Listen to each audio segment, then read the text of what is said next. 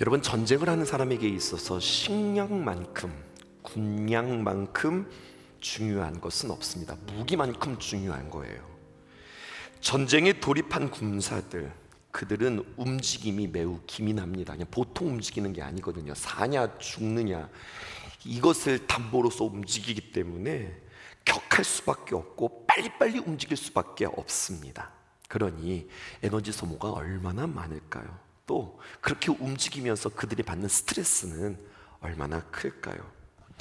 특별히 군인들은 젊은이들입니다. 혈기왕성하고 그리고 참 힘이 필요한, 스태미나가 필요한 이들인데 무엇을 먹느냐에 따라서 전쟁에서 이기느냐 지느냐 이것도 큰 관건이란 말이죠. 그러기에 리더는 매우 탁월한 전략과 빠른 판단뿐만 아니라 또 용기와 자신감뿐만 아니라 빼놓을 수 없는 것, 백성들에게, 특별히 전쟁에 임하는 군인들에게 무엇을 먹이느냐 이것까지 신경을 써야 했단 말입니다. 그런데 어제 본문에 보면 머리가 나쁘고 어리석은지 이 사울이, 이 머리가 나쁜 것이 아니라 사실은 하나님으로부터 귀한 지혜를 얻지 못한 거죠. 그가 명령을 내립니다. 뭐라고 명령이 내려지냐면 비상식적인 명령이 내려지는 거예요. 사울은 백성들에게 먼저 맹세를 시킵니다. 그러면서 하는 말이 음식물을 먹는 자는 저주를 받을지어다, 이렇게 명령을 하는 거예요. 그래서 백성들은요, 전쟁을 하면서도 음식을 먹지 못하는 채로 그렇게 전쟁에 돌입해야 되는 상황이었습니다. 한편 여러분, 이 전쟁의 명령을 듣지 못했던 요나단은 꿀을 발견하자 지팡이를 찍어서 그 꿀을 먹게 되었는데요, 이 사건을 기점으로 해서 함께 있었던 백성들이 폭발하기 시작합니다. 폭주하기 시작하죠. 더 이상 참지 못하고 그들이 하도 허기가 져서 양과 소와 그리고 송아지를 핏째 먹기 시작했습니다. 이러한 소동이 거친 뒤에 사울은 돌 무더기를 쌓아서 제단을 쌓았는데 성경은 기록하기를 그가 여호와를 위하여서 처음 제단을 쌓았다, 이렇게 언급하고 있어요. 그리고 더 이상 하나님은 그들에게 응답하지 않습니다. 그러자 또 한 번 모든 문제가 또다시 한번 시작되어지는 이야기가 성경에 되어져 있는데, 왜 하나님께서 응답하지 않으실까? 왜 하나님께서 잠잠하실까? 뭔가가 문제가 있다.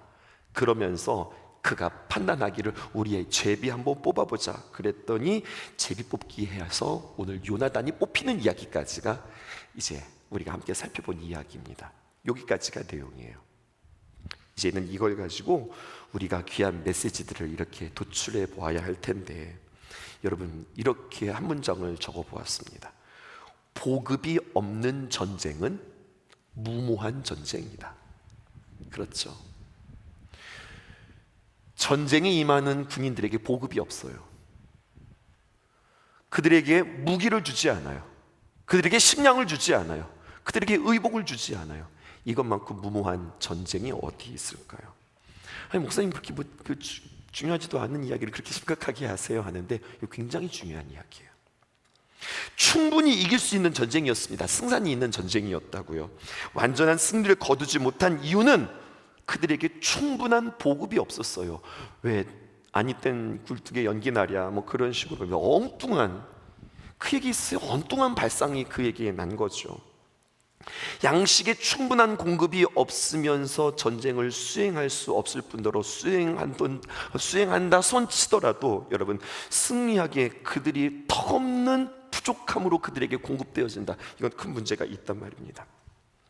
여러분, 이제 우리 이야기할게요. 우리가 지금 전쟁 중이라고 하는 사실을 여러분들 믿으세요. 성도들은 전쟁 중입니다. 무슨 전쟁이냐? 여러분, 믿음 전쟁 중에 있습니다. 요한일서 5장 4절에 있는 말씀에 보니까 이렇게 기록되어져 있어요. 무릇 하나님께로부터 난 자마다, 우리는 하나님께로부터 난 하나님의 귀한 자녀입니다. 하나님의 귀한 자녀를 성경은 이렇게 표현한다고요. 하나님께로 난 자다. 하나님의 자녀니까. 그런데 그런 사람들은 세상을 이기는 사람들이다. 이긴다고 하는 이야기는요, 전쟁을 하는 사람들이라는 이야기예요. 그런데 세상을 이기는 승리가 있다. 그것은 바로 무엇이냐? 우리의 믿음이라는 겁니다. 그러니까 우리는 전쟁인데 무슨 전쟁을 하느냐? 믿음 싸움 한다는 이야기예요. 언제나 우리는 믿음을 지키는 싸움을 하고요, 사탄은요 우리의 믿음을 빼앗는 싸움을 하고, 이 전쟁 중에 있는 겁니다. 믿음을 지켰어요. 그러면 확신 가운데 우리는 활력을 얻어요. 그런데 우리가 믿음을 빼앗겼어요. 그럼 당연히 우리에게 찾아오는 것은 믿음이 뺏기잖아요. 그럼 반드시 우리에게는 염려와 불안과 두려움이 찾아오게 되어집니다. 그리고 염려와 불안과 두려움은 반드시 우리에게 무기력이라고 하는 것으로 우리에게 열매 맺게 한단 말이죠. 그러므로 여러분, 이것을 통해서 기도 제목 3개를 우리는 발견하고 기도해야 하겠습니다. 첫 번째는 바로 무엇이냐면, 무엇보다도 우리에게 충분한 보급이 있게 해주십시오. 하나님, 전쟁에 이기기 위해서 하나님 우리에게 충분한 영적인 공급, 영적인 보급이 있기를 원합니다. 그것은 바로 무엇이냐, 충분한 말씀 양육이, 풍성한 하나님의 귀한 말씀이 제단을 통하여서 공급되게 해주십시오. 여러분, 이것을 우리가 겸비해야 승리할 수 있다고 하는 사실입니다. 이것을 기도하십시오. 주의 귀한 제단에서 하나님의 풍성한 말씀이 흘러가게 하시고, 하나님의 귀한 말씀으로 우리가 온전히 양육될 수 있도록 주님 도우십시오. 이렇게 기도하셔야 된다고요. 이 기도 제목은 여러분들에게 몇 번 드린 적이 있어요. 근데 오늘 또 한 가지, 두 번째 새로운 기도 제목을 여러분들에게 드리려고 합니다.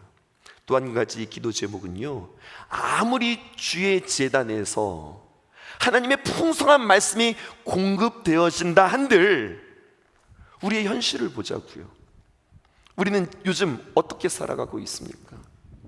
전염병과 함께 살아가고 있다고요.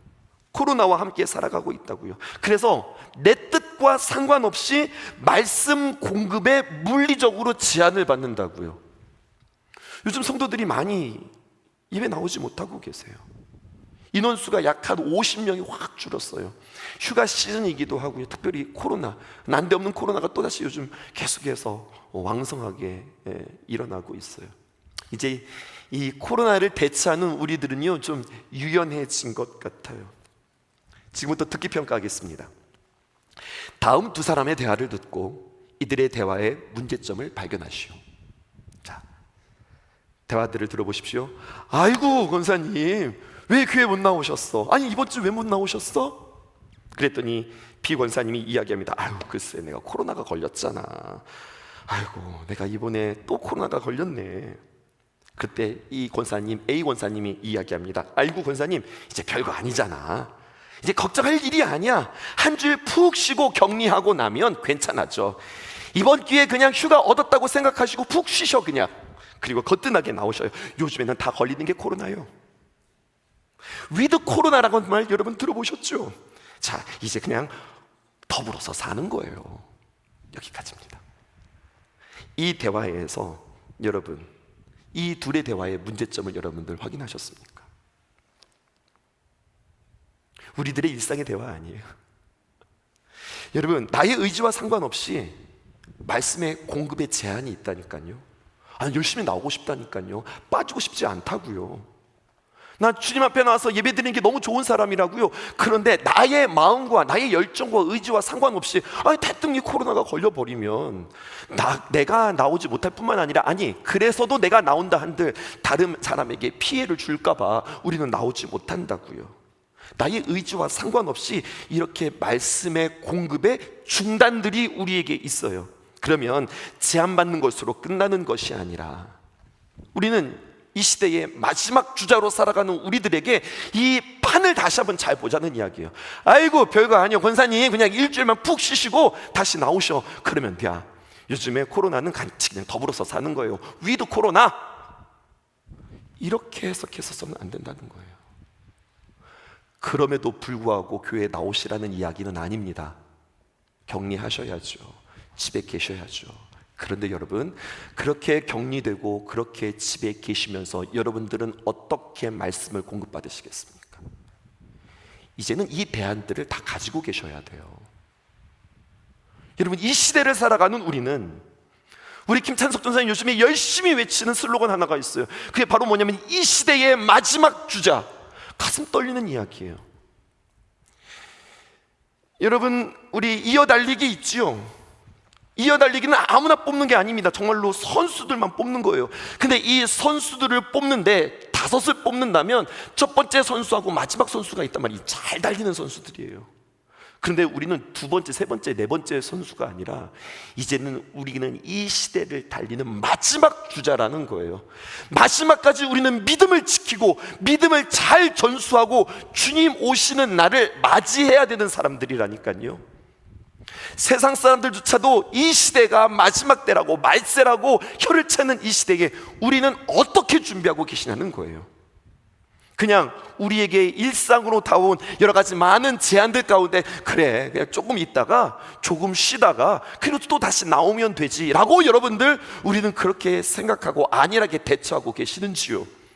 그래서 여러분 스스로 충전하는 방법들을 가지고 계셔야 합니다. 혹여나 내가 질병으로 인하여서 어떠한 제한들로 인하여서 아니면 내가 멀리 떠나서 아니면 여러 가지 주님 앞에 직접적으로 하나님의 귀한 말씀의 공급을 못 받는다면 못 받는 것으로 그냥 끝나는 것이 아니라 그렇다면 나는 어떤 대안들이 있는가? 이것에 대하여서 준비하는 사람이 믿음을 지키는 사람들이라는 겁니다. 나와 의지와 상관없이 말씀의 공급에 제한을 받는다?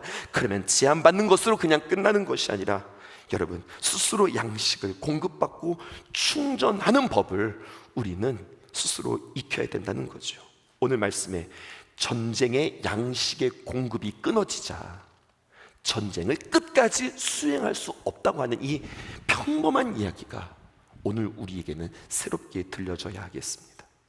나는 스스로 살 국리, 나 스스로 비상시에 전투 식량을 준비할 능력이 있는가? 상황을 파악하고 사태를 파악한 우리는 지금 믿음을 지키는 전쟁 중에 있습니다. 지전을 통하여서 원활한 공급이 제한받고 있는 이 시대에 가고 싶어도 가지 못하는 교회에 여러분 환경이 상황이 자꾸 우리에게 벌어질 때마다 그때마다 내 나름대로의 경건의 훈련이 있는가? 나 나름대로 공급받을 수 있는 어떤 방법들이 있는가? 여러분 정상적이고 평균적인 목회 임상을 통하여서 그래도 저도 이제 꽤 목회를 했잖아요. 성도들을 바라보면서 기본적이고 평균적인 예배 생활은 어디까지인 줄 아세요? 여러분 어디까지야 내 평균을 지킬 수 있을 것 같으세요? 어느 정도까지 해야 나 스스로를 유지하고 보수할 수 있다고 생각하세요? 제가 보았더니요 주일 오전 예배 당연하고요 주일 저녁 예배, 수요 예배, 속회 그리고 최소한 일주일에 한 번의 새벽 기도회 5개는 달려야 돼요. 5개는 챙기셔야 돼요. 다시 주일 오전 예배, 주일 저녁 예배, 수요 예배 이건 의무 예배입니다. 거기에 여러분 우리는 속회, 소그룹의 모임이 있어야 하고요 내가 하나님 앞에 새벽을 깨워 드려야 하는 새벽 예배 5개는 가져야 나 스스로 그냥 내 몸 건사하고 유지할 수 있어요. 죄송해요 이 이야기를 저녁 예배 잘 나오시는 여러분들에게 해드려서 원래 이 이야기는 오전 예배 때 해야 되는 거죠. 솔직히 여러분 생각해 보세요. 돌아보시란 말이에요. 살펴보시란 말이에요. 주일날 한 번 예배 드리는 그 사람이 신앙생활 제대로 하는 것 같으세요? 그 사람이 위기를 만나고 어려움을 만날 때에 하나님의 말씀 붙잡고 건너 넘고 뛰어넘고 패스 오버 유월하는 거 여러분들 보셨어요? 전의 말씀이요. 안 돼요. 안 되는 거예요. 여러분 하나님의 말씀을 듣는다는 것은 내가 먹는다는 이야기예요. 하나님의 말씀을 듣는다는 것은 내가 하나님 앞에 전투 식량을 챙긴다는 이야기예요. 하나님의 귀한 말씀을 듣는다는 것은 전쟁에 필요한 무기를 챙긴다는 이야기예요. 내가 하나님의 말씀을 듣는다는 것은 내가 총을 가졌다면 총에 장전되어지는 총알을 준비한다고 하는 이야기예요.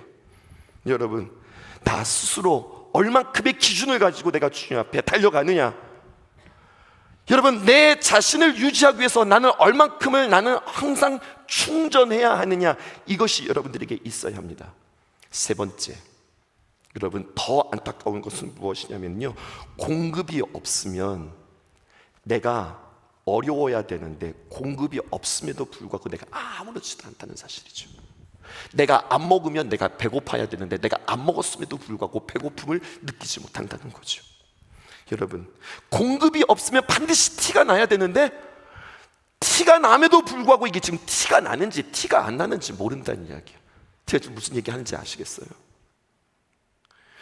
사랑하는 귀한 신성의 성도들이 주님 앞에 기도하며 말씀 묵상하면서 나아가는 우리의 삶이 달라도 뭐가 다르다, 이것을 내가 경험해야 되는 거거든요. 큐티를 하나 큐티를 하지 않나 나의 삶이 변화가 없어.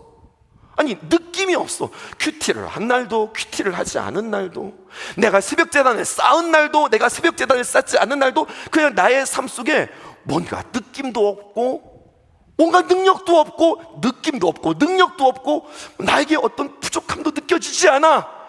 여러분, 이 사람은 뭔가 문제가 있어서 크게 문제가 있는 거예요. 공급을 받지 않았는데도 내가 안 배고파.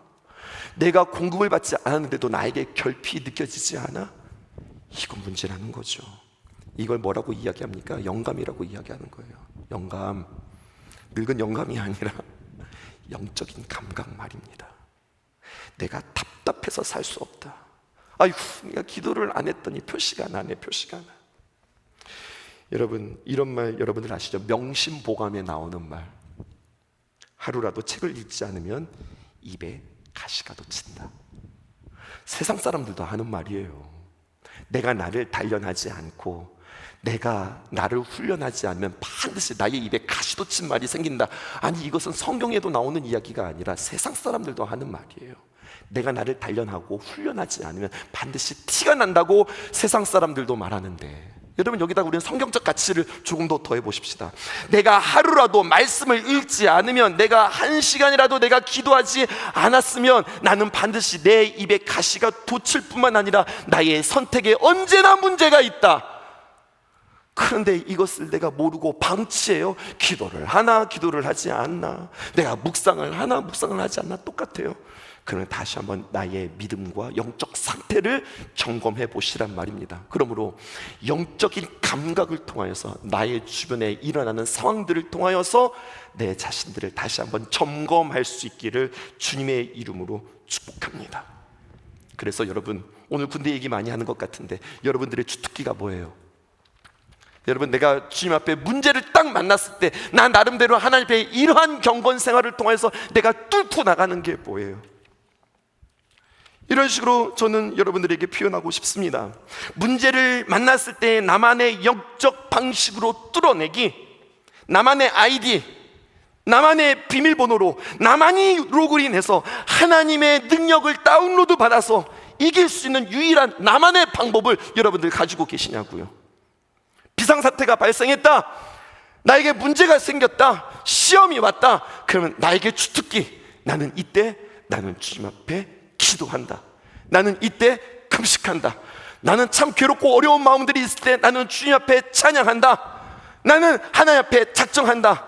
나는 그 시간 하나님의 귀한 말씀을 대한다. 뭐 나름대로 어떤 사람은 말씀의 은혜가 있고, 어떤 사람은 기도의 은혜가 있고, 어떤 사람은 찬양의 은혜가 있고, 무엇이 좋다 나쁘다 말할 수 없어요. 다 좋은 거예요. 그런데 그럴 때마다 내가 딱 붙잡고 나아가는 나만의 영적인 주특기, 나만의 아이디, 나만의 비밀번호, 그래서 내가 거기에 접속해서 들어가서 하나님의 능력을 다운로드 받는 나만의 유일한 통로가 있는가, 이것을 점검하실 수 있기를 바랍니다. 기도 제목 3가지 다시 한번 점검해 볼까요? 첫 번째, 주의 재단에서 충분한 말씀의 공급이 있게 하여 주옵소서. 두 번째, 하나님의 귀한 말씀이 환경적으로 차단되어진다? 그러면 나 스스로 충전하는, 마지막 때 말세를 살아가는 나의 충전 방법을 나 스스로 체득하게 하소서. 하나님, 무엇보다도 나의 영적인 감각들이 예민해져서, 아, 지금은 내가 기도할 때구나, 내가 주님 앞에 돌이켜야 할 때구나, 아, 주님께서 나에게 일하실 때구나. 청년이 와서 저에게 이야기했어요. 목사님, 왜 이렇게 기도하는데도 번번이 실패하는 걸까요? 아니, 저 열심히 기도했는데도요, 제가 자꾸만 실패해요. 대답합니다. 당신의 기도가 아직 영적인 능력을 쌓지 못하고 채워지지 못하기 때문에 그래요. 물론 예수님께서 싸워주시죠. 예수님께서 이기게 하시죠. 중요한 것은 주님께 가서 행하실 수 있도록 내 안에 주님을 내어드리고 주님의 귀한 능력이 나에게 충전되어야, 힘이 쌓아져야, 그래야 우리가 이길 수 있는 겁니다. 그냥 기도한다고 이겨지는 게 아니에요. 에너지의 분량을 채우셔야 됩니다. 그렇게 이야기해요. 이것은 경험에서 나온 이야기가 아니라 요한계시록에 기록된 말씀입니다. 요한계시록에 보면은요, 기도를 어떻게 표현하고 있냐면 하나님 앞에 올려드리는 향기로운 향기로 표현하고 있어요. 전에 한번 여러분들에게 소개한 적 있는 것 같은데요, 다시 한번 제가 설명할게요. 거길 가보셨어야 되는데, 어디를 가보셨어야 되냐면 물놀이 동산 말이에요. 워터파크 말이죠. 물놀이 동산이라고 그랬어요. 지금 저는 워터파크에 가면은요, 여러 가지 놀이기구들이 있어요. 죄송해요, 저도 가보지 않았어요. 그냥 옆에서 보고서 그냥 얘기 드리는 거예요. 저도 직접 가보지는 않았는데, 여러분 캐리비안 베이 보면은 요즘에도 그게 있는지 모르겠네요. 커다란 해골 모양이었던 것 같기도 하고요. 커다란 양동이, 커다란 바켓스 같은 게, 어마무시한 커다란 바켓스가 공중에 이렇게 달려 있어요. 그러면은요, 물이 거기에서 막 이렇게 채워집니다. 그러니까 시간이 지나면 이게 넘치지 않겠어요?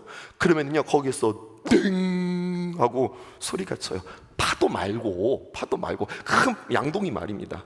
땡 하고 그 소리가 울리면은 그 커다란 양동이가 거꾸로 땅을 향하여서 쫙 쏟아져요. 그러면 엄청난 양의 물이 위에서부터 막 쏟아지는 거죠. 그럼 사람들은 그 밑에 이렇게 기다리고 있다가 물이 쏟아지면 와 하고서 그 물벼락을 맞는 그 기쁨, 그 재미로 사람들이 모인단 말이에요. 그런데 저는 그것을 통해서 요한계시록을 보았습니다. 기도의 원리가 그렇다는 거예요. 기도의 분량이라는 게 있어요. 때가 참에 기도의 분량이 쌓일 때 하나님께서, 우리가 주님 앞에 기도를 하면 주님 앞에 아름다운 향기가 천사들의 쟁반에 의하여서 하늘로 올라가는 모양으로 성경은 묘사되어 있습니다. 이게 요한계시록의 표현이에요.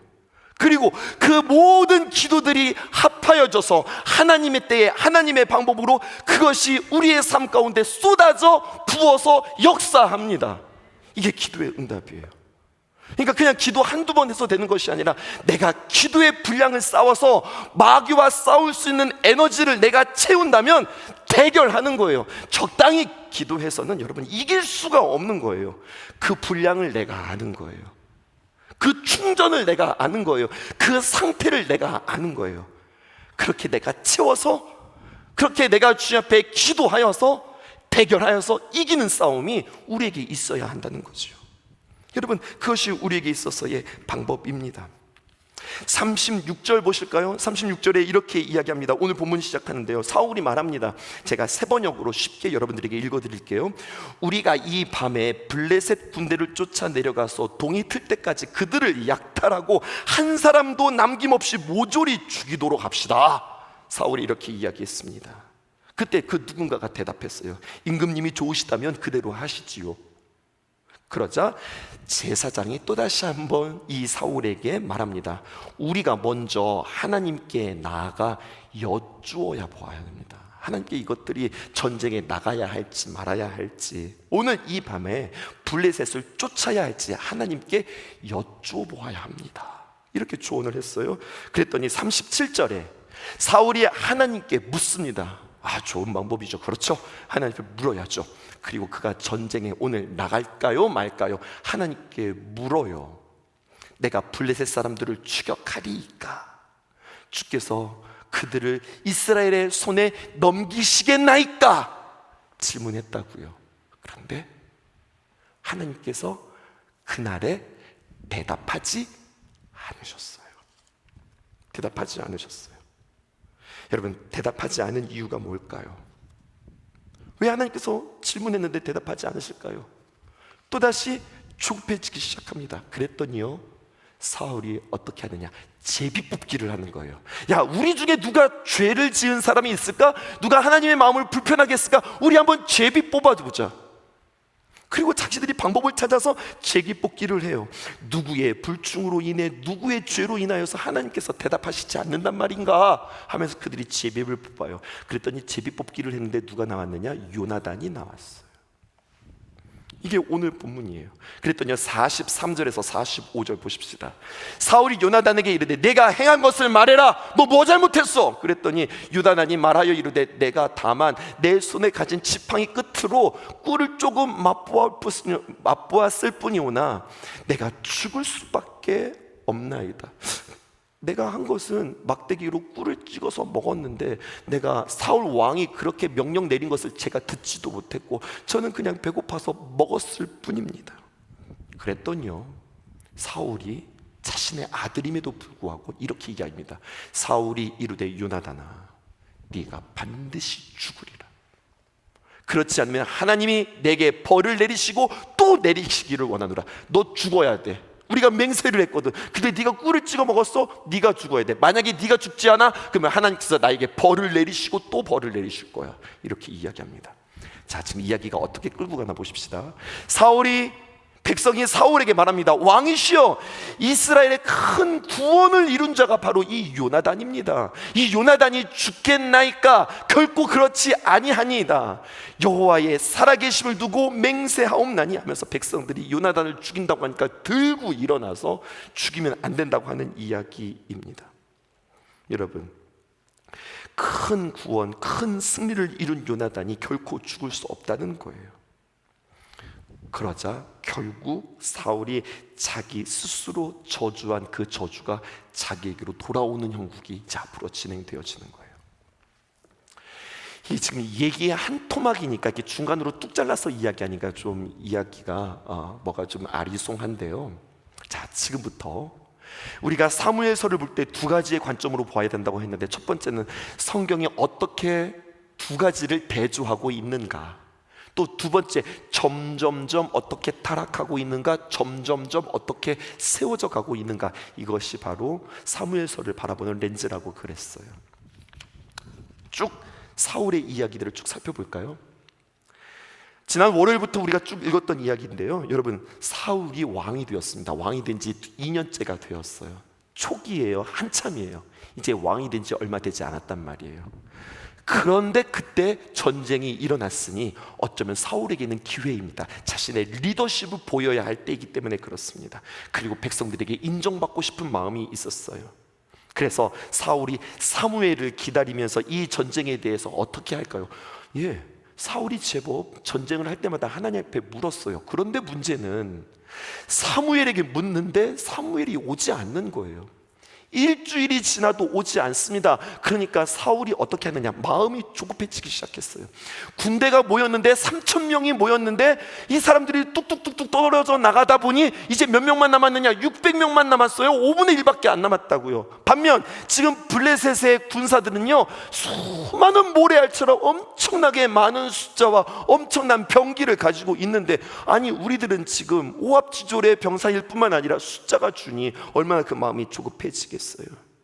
그래서 결국에 어떻게 합니까? 안 되겠다, 사무엘이 안 오면 나 스스로 하나님 앞에 제사를 드려야 되겠다고 자신이 번제를 드리는 그때에 사무엘이 쓱 나타납니다. 그리고 그 사울에게 이야기하죠. 왕의 나라가 길지 못합니다.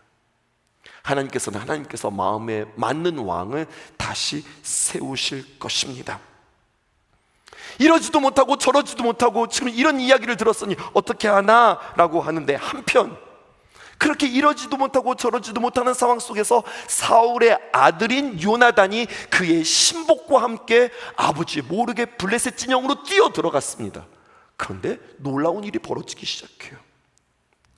그 요나단도 똑같이 하나님 앞에 구하는데, 하나님, 내가 지금 블레셋 진영에 들어왔는데 이 백성들과 함께 전쟁을 합니까 맙니까? 사인을 보여주세요. 만약에 저들이 우리 쪽으로 달려오면, 우리가 지금 적에게 노출이 되었는데 적들이 우리에게 노출되어져서 저들이 우리에게 쫓아온다, 그러면 하나님께서 허락하지 않은 전쟁이라고 믿겠습니다. 그런데 말입니다, 하나님, 저들이 우리를 보고 너희들 건너와라 이렇게 이야기하면 이것은 하나님께서 우리에게 붙여주신 전쟁으로 믿고 우리는 담대하게 나가겠습니다. 그랬는데 아니나 다를까 저쪽 블레셋 군대가 너희들 이쪽으로 건너와라 이것을 듣는단 말이죠. 이것을 사인으로 듣고 적진에 들어갔습니다. 그랬더니 놀라운 일이 일어나는 거예요. 요나단과 그의 신복과 둘이 들어갔는데, 들어가는 즉시 요나단에는 칼도 없었어요. 칼은 그의 신복이 들고 있는데, 요나단이 앞으로 나갈 때마다 그 앞에서 블레셋 병사들이 그냥 고꾸라치는 거예요. 그냥 요나단은 그냥 나갈 수밖에 없고, 뒤에서 그 신복은 칼을 들고 있다가 넘어지면 자르고, 넘어지면 자르고, 넘어지면 자르고, 뭐 이 일들만 계속하니 이것은 하나님께서 전쟁을 우리 손에 붙이셨다라고 하는 것을 믿게 되어진 거죠. 자, 이때 사울이 지금 블레셋 진영에서 뭔가 막 소동이 일어나는 소리들을 듣고 가만히 보니 저기에 지금 요나단과 그의 신복이 들어갔는데 지금 자기들끼리 싸우는 일들이 벌어지고 있단 말입니다. 뭐를 보는 겁니까? 상황을 보는 거예요. 하나님의 음성을 듣는 것이 아니라 상황을 보는 거예요. 그래서 어떻게 되냐, 야, 지금이 기회다, 쳐라 하면서 그들이 지금 막 전쟁에 돌입하는 거죠. 잠깐만, 근데 그냥 치지 말자, 금식이다, 하나님 앞에 금식하면서 전쟁한다, 이렇게 선포를 해버린 거예요. 누구라도 전쟁 중에 뭐를 먹는다? 그러면 그는 저주받는다. 앞에 썼던 이야기가 나오는 거죠. 근데 요나단과 그의 신복은 그 일을 알지 못하고 먹었다가 지금 저주에 이르는 이러한 상황이 되어지는 겁니다. 그 다음 이제 마지막 전쟁을 앞에 두고 이제 다 섬멸하고 조금 남았는데, 자기 마지막 오늘 밤에 치면은 이 블레셋은 다 없어지겠구나 생각했는데, 하나님, 우리가 전쟁을 할까요 말까요 묻는데 지금 오늘 주님께서 대답하세요 안 하세요? 안 하셨단 말입니다. 대답을 안 하시자 제비 뽑기 하자 하고 제비 뽑았는데 누가 나왔다고요? 요나단이 나왔다고요. 질문할게요. 사울의 믿음이 좋아 보이지 않으세요? 하나님 앞에 물었어요. 하나님 앞에 제사도 드렸어요. 금식도 했어요. 맹세도 했어요. 심지어는 자기 아들이 뽑혔거든요. 그래도 하나님의 말씀에 준하여서 사울은 요나단을 사랑했습니다. 그럼에도 불구하고 하나님의 말씀이고 하나님의 뜻이니 내 아들까지 바쳐서 드리겠습니다 라고 고백하는 이 사울, 이 사울의 믿음이 어떤 것 같으세요? 외형적으로 볼 때 이만한 경건이 없어요. 누구도 그를 따라올 수 없어요. 내 아들이라도 법을 어겼으니, 우리가 하나님 앞에 맹세한 바 그 맹세에 위배되었으니 내 아들을 바치겠습니다라고 하는 각오까지 사울은 있는 거예요. 그런데 여러분, 각오와 열정보다 더 중요한 것, 그러한 그의 모든 선택들이 하나님의 뜻과 부족하네요. 자기는 지금 엄청 열심히 하고 있어요. 자기는 지금 엄청 결단하고 있고, 여러분, 결단했다고 하는 이야기들이 얼마나 많이 기록되어져 있는지 몰라요. 여러분, 자세히 보면 블레셋과의 전투에서 사울을 통해서 승리를 주시는 것이 아니라 누구를 통해서 승리를 주셨어요? 요나단을 통하여서 승리를 주셨단 말입니다. 하나님께서는 하나님의 자신이 이스라엘에게 승리를 주시는 분이라는 것을 가르쳐 주고 싶었어요. 그런데 지금 사울은요, 궤를 앞세우고 법궤를 앞에다 세우고 기도하고 금식의 명령을 내리고 하나님의 뜻이 아니라고 생각하면 내 아들까지도 바치겠다고 하는, 여러분, 실상은 생명력이 없는 종교 행위만 이 사울에게 가득 차 있는 모습을 보게 되어지는 거예요. 우리 이야기해 보자고요. 우리는 무엇을 근거로 열심히 하고 있는가? 왜 하나님이 대답 안 하시지? 너 때문이야. 하나님은 말씀하시는데 왜 우리에게 대답 안 하시지? 우리 제비 뽑기 하자. 아니, 지금 너 때문에 문제가 있는데 지금 누구 가지고서 제비 뽑기를 하자는 거야? 전혀 지금 하나님의 뜻이 무엇인지 알지 못하는 거예요. 전쟁을 할까요 말까요? 지금 이 상황의 선택이 무엇인데요? 지금 상황을 보니까 지금 우리 쪽에 유리하거든요. 그러니까 그의 마음이 지금 막 뛰기 시작하는 거예요. 아, 오늘이 기회다. 전쟁의 시작도 자기가 결정하고서 할까요 말까요? 이미 자기의 마음에는 이미 전쟁하고 싶은 거죠. 그런데도 하나님 앞에 이렇게 묻는다고요. 그러므로 여러분, 오늘 또 한 가지 우리가 기도 제목 삼아야 할 것, 하나님, 나에게 정말로 풍성한 말씀의 공급이 있게 해주세요. 나에게 차단이 되어진다면 하나님, 나 스스로 하나님의 귀한 말씀을 공급받을 수 있는 나만의 루트, 그 길이 나에게 있게 해주세요. 무엇보다도 하나님, 영적인 감각이 있게 해주세요. 그러나 정말로 중요한 것, 나의 신앙의 기준은 무엇인가? 나는 무엇을 근거로 그렇게 열심히 하는가? 여러분, 목회도요 그냥 열심히 하면 여러분 잘하는 게 아니에요. 머리 좋은데 게으른 리더가 있고요, 머리 좋은데 부지런한 리더가 있고요, 머리가 나쁜데 게으른 리더가 있고요, 머리가 나쁜데 굉장히 열심히 있는 리더가 있다고요. 누가 최악이라고 그랬어요? 머리도 나쁘고 게으른 사람이 최악이라고 그랬어요? 아니라고 그랬어요. 누가 최악인 줄 알아요? 머리는 나쁜데 굉장히 열심히 하는 사람. 이 사람이 더 그 그룹을, 그 공동체를 망치는 사람이에요. 우리의 열심의 근거가 무엇입니까? 우리의 가치가 있어야 돼요. 우리 신성교회가 나아갈 중요한 가치가 있어야 돼요. 우리는 그것을 결정하고서 그것에 준하여서 우리는 행동하고 우리는 선택하고 나가야 되는 거예요. 무조건 열심히만 하면 안 된다니까요. 하나님께서 우리 신성교회에게 주신 세 가지의 가치가 있습니다. 무엇보다도 우리는 예배를 뜨겁게 드릴 겁니다. 예배라고 하는 가치가 있어요. 두 번째, 우리는 다음 세대를 키우는, 다음 세대에 주력하는 교회가 될 것입니다. 그리고 세 번째, 우리는 선교하는 교회가 될 것이에요. 무엇보다도 하나님이 귀한 복음을 국내로 또 해외로 열심히 복음을 전하는 그러한 교회가 되어질 것이에요. 그리고 모든 사역과 모든 프로그램과 모든 활동들은 여기에 준해야 해요. 여기에 맞아야 돼요. 한 가지 이야기를 드려볼까요? 우리 청년들과 함께 국내 단기 양양 선교에 갔단 말이에요. 근데 청년들이 20명, 팀까지 목표해서 약 30명이 움직이는데 극성수기에, 여러분 그 30명이 숙소를 잡는다는 것은 만만치 않은 일이에요. 그때 우리는 어떻게 할까 생각하다가 가치를 생각했어요. 우리는 뭐 하는 교회지? 우리는 선교하는 교회지, 우리는 예배에 집중하는 교회지, 우리는 다음 세대를 세우는 교회지. 어떻게 하면 이런 상황 속에서 이 가치들을 세울 수 있을까 생각하다가 우리가 조금 불편하지만 우리는 침낭 하나씩 우리가 후원받아 침낭 짊어지고 우리는 비전교회를 선택하자. 그리고 그쪽에 양해를 구해서 우리는 그 비전교회를 우리의 숙소로 삼자.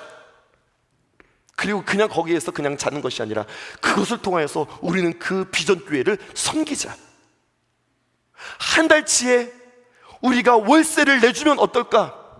우리가 아껴서, 우리가 계속해서 밥을 사 먹을 수도 있지만 우리 성도들이 애써서 힘써서 모아서 밥을 해주면 그만큼 우리가 조금 더 우리가 모을 수 있지 않을까? 이걸 가지고 귀한 목사님의 사역에 우리가 후원하며 응원하며 정말로 응원의 메시지를 담아서 전달하면 어떨까?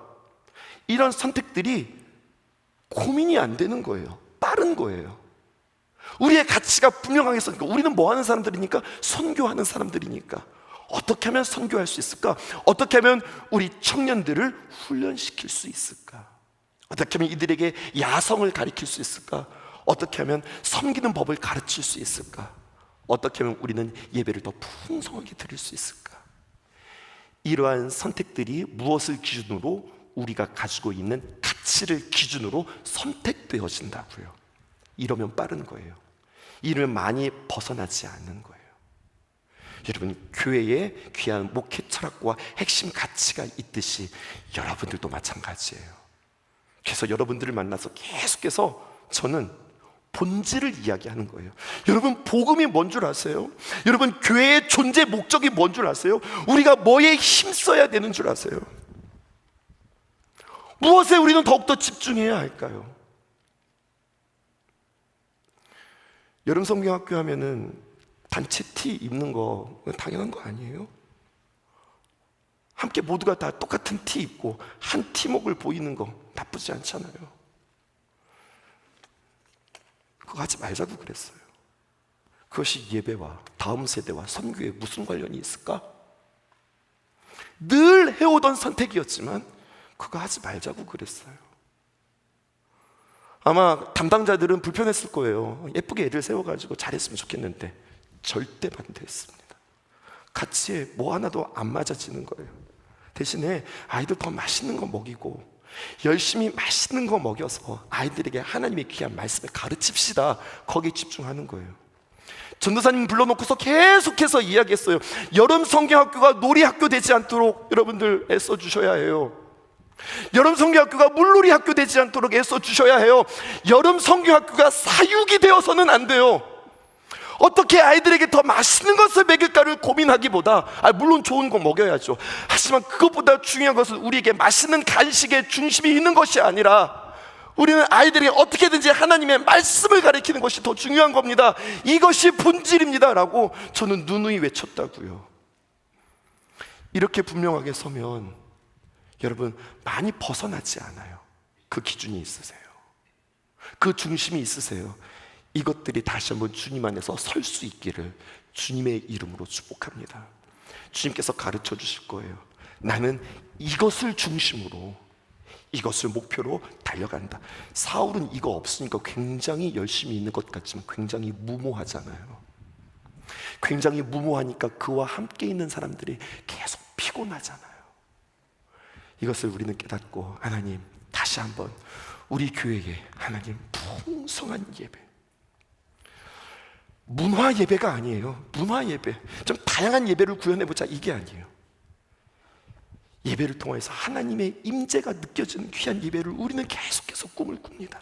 계속해서 우리는 진화할 것입니다. 계속해서 도전할 것입니다.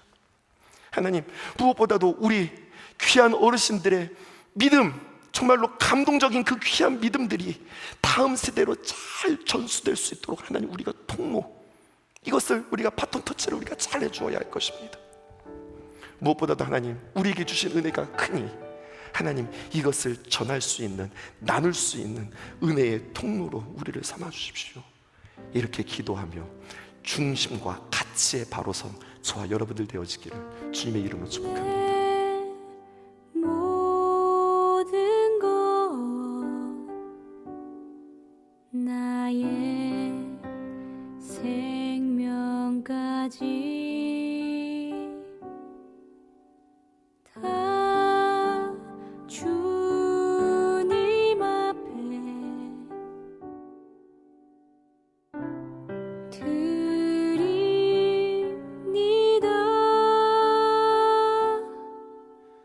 주 임재 안에서 이제 내 영혼 자유해. 내가 주의 거룩한 이름을 높이며 예배하리.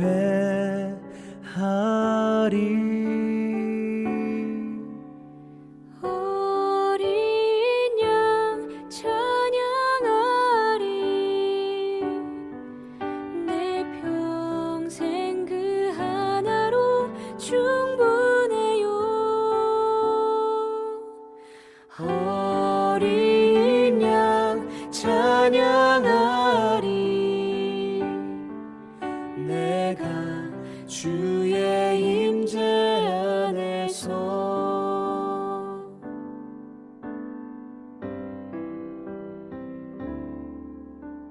내 모든 것 나의 생명까지 다 주님 앞에 드립니다.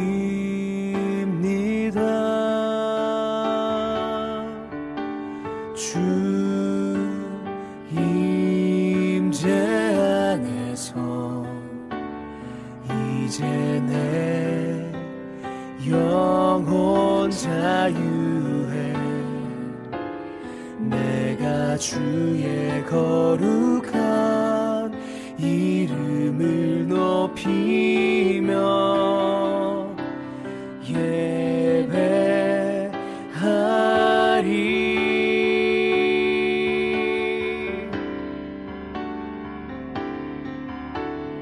어린 양 찬양하리. 내 평생 그 하나로 충분해요. 어린 양 찬양하리. 찬양하리. 내가 주의 임재 안에서 어린 양 찬양하리.